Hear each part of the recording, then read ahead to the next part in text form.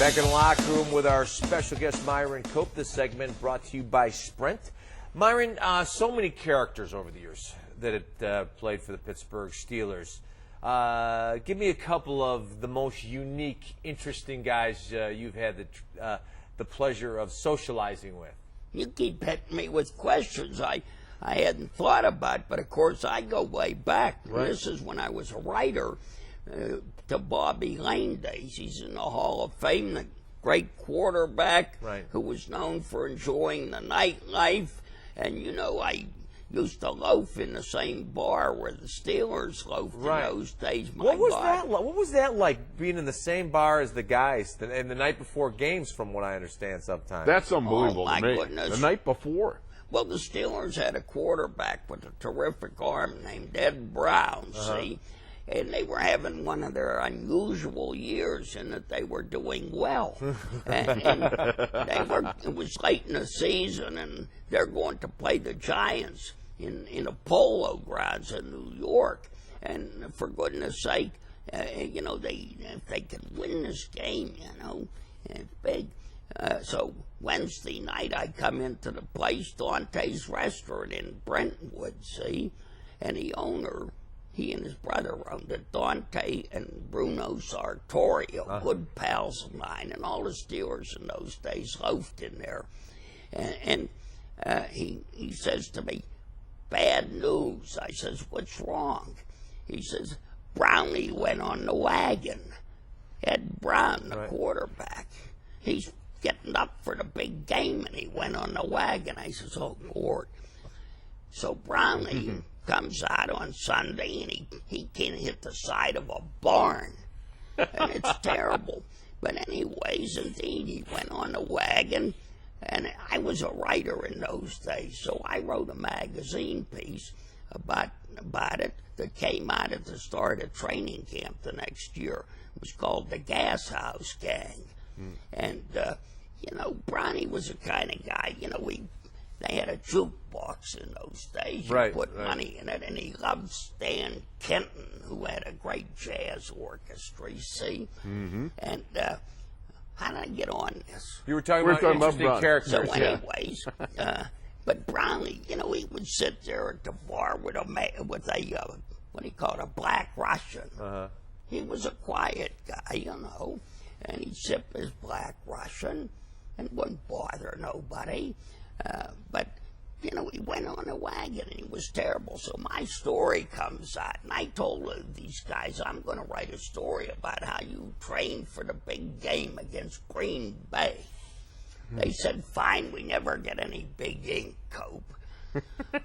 So the story comes out, training camp breaks, I walk in the place, and they all start hollering at me, calling me names and everything. Yeah, then they, you know, I'm writing about how they trained. The players are hollering at me, and so anyhow, I sit down next to Brownie. He's drinking his black Russian, very like this, you know, tall guy, nice-looking fellow from San Francisco. And his mother, she's got a lot of money out there, see? But anyhow, little silver-haired lady, I believe. So I says, "Brownie, you're the only guy in the joint who ain't hollering at me." And he says, "Well, I'll tell you, Myron, my mother telephoned me, and I told her how he messed up the game because he went on the wagon and everything."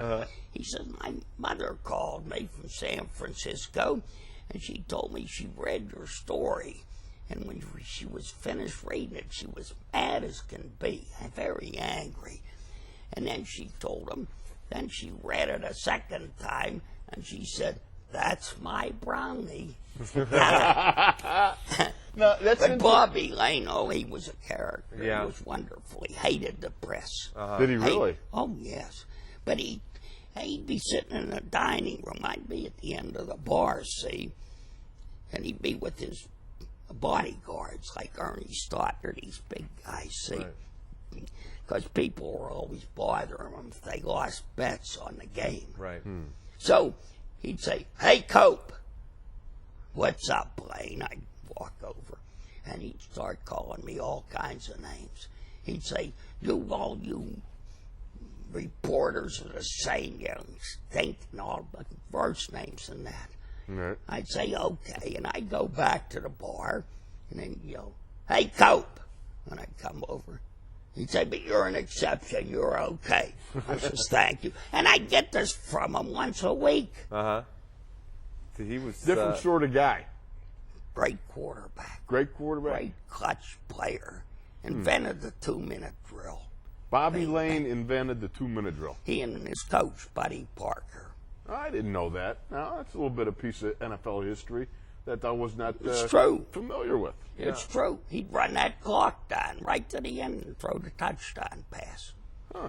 Now, Myron, in those old days, they were the lovable. And I don't like losers. to live in the past. No, by the but way. but I this always is- made that a rule for Right, myself. but I've this- seen too many do it. Yeah, but we're talking about the old days, and in your illustrious career, there were a lot of interesting moments. Now, I know that you were a boxer yourself. Nah.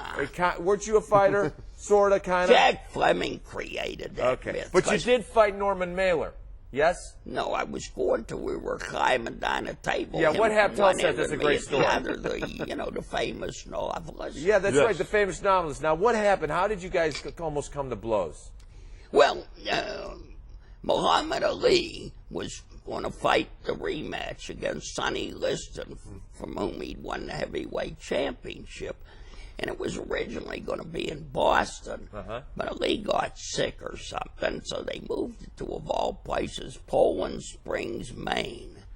So I go up there, I'm covering it for Life magazine, as I remember, and I'm out one night in a place with about 12 writers and whoever. They were pretty well-known guys, and Mailer's there, because he always thought he knew something about boxing.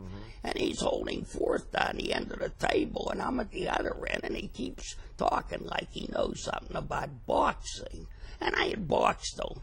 That's another story. But, Fleming, I got a bum ear, see. So Fleming created it like I had a career in boxing. But anyways, I looked up finally, I'd had it, and I says, Mailer, why don't you shut up? You don't know nothing about boxing. What? The great Norman Mailer. He gets up, and I get up, and we're crawling down the table between everybody. Let it go. Then, of course, they broke it up, which I regretted, because that's one fight I could have won. I'm going to say, you think you could have whipped Norman Mailer? Absolutely. He was a stiff. He was No, you could just take a look at him, and then you knew he couldn't fight. Right. Now, did you like writing better, or did you like the TV radio part of covering the Steelers? Which did you enjoy more? Well, I took more pride in my writing, because that's what I was educated to do, and I had a gift for it that he gave me, and I worked long and hard to develop it. And when you wrote a piece, you could sit down and read it and know whether you'd done a good job or not. With broadcasting, it was in one ear and out the other. Right. But it's not to say that I didn't enjoy broadcasting. My goodness, I had so much fun, and my DVD gives the examples. It was wonderful, but I stumbled into that business quite by accident, and I thought it would last 2 or 3 weeks as a lark, a sideline.